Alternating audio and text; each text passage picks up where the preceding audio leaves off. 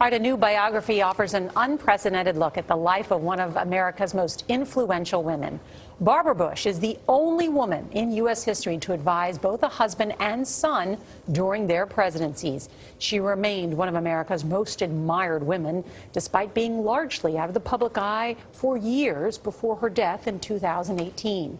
Her life and role in American history are chronicled in The Matriarch, Barbara Bush and the Making of an American Dynasty.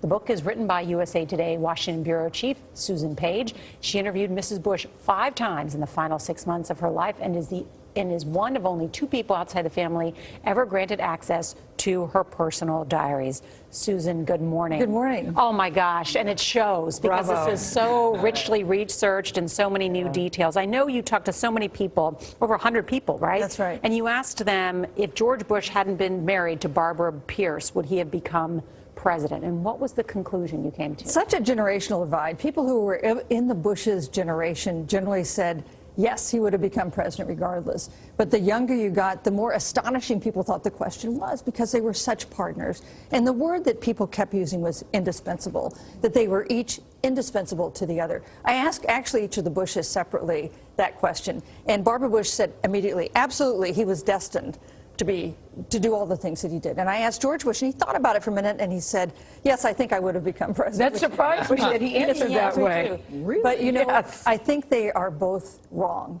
about that, because I think this was a partnership, the likes of which we rarely see in life. Let's go through, because there's so many interesting details. You open up in one of the opening chapters about the death of Barbara's first daughter, Robin, who died of leukemia at the age of 3 years old. Why did you start the book with that story? You know, I didn't originally. In the first draft of this book, I had it where it fell chronologically, and the first chapter was on the 1988 election, the election that put George H.W. Bush in the White House.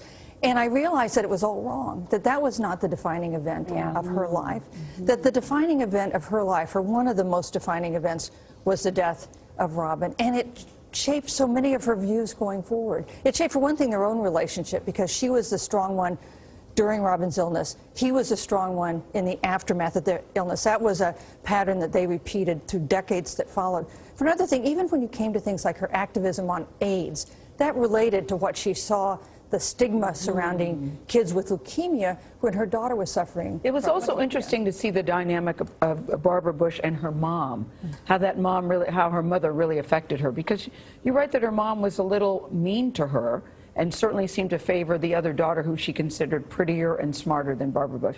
How that must have affected her. Well, her mother would often make comments about her weight.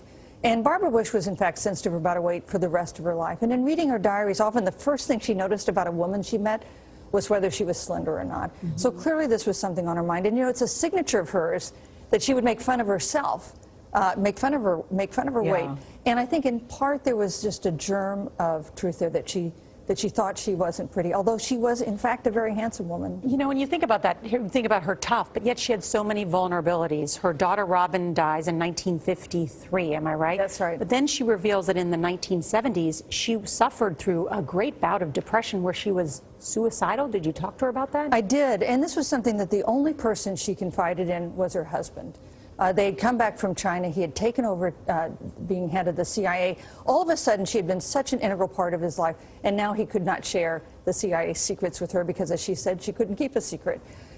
She was also going through menopause, and there may have been other factors as well. And she told me that she would find herself so depressed that she wanted to kill herself, that she thought about plowing her car into a tree or into the path of an oncoming car, and that she would have to pull off the road and wait for that impulse to pass. Now, after about 6 months, this depression lifted. One thing she did was go volunteer in a hospice, and that she thinks that was helpful in her getting through this. She says now she told me that she felt she should have gone to a doctor, she should have gotten treatment. There's treatment for depression, and that she would urge other people to. But you know, it affected how she felt about people who suffered from depression, because she didn't seem judgmental about it, because she understood in her own life. She understood the pain what it had been.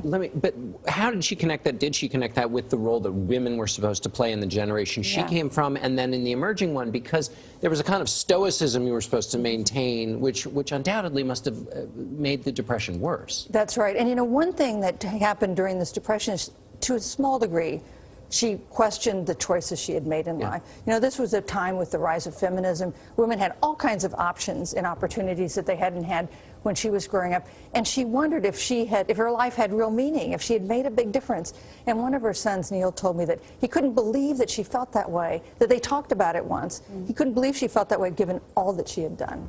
Wow. It's really, it's juicy. Yeah. It's juicy, and it's so smart. And you really give us some insight into who Barbara Bush was. I look at her very differently now, the things that we just really didn't know about her. Right, you talk about her views on abortion rights, a woman named Jennifer Fitzgerald who may have had some sort of relationship with her husband. There's, as you point out, there are just so many things in this She and book. Nancy Reagan. And Nancy Not Reagan, good. they An did not amazing get period along. in American history too, and to see it through her life is really great. And even the story behind wearing red, there's a story behind that. And what did she want the book to be called? She didn't like the Matriarch. She didn't like the Matriarch. Yeah. She didn't like the word dynasty. I said at the end of our first interview, so what would you call the book? And she Yeah, I like said, this. The Fat Lady Sings Again. Yeah, well, I'm glad you went with the Matriarch. Barbara Bush and the Making of American Dynasty. Bravo, well done, Susan Yes, Page. Susan, really good. Congrats to you. The name of the book, I'll tell you one more time. You might have mentioned again. The Matriarch. Barbara Bush, The Making of American Dynasty. Goes on sale tomorrow wherever you like to buy your books.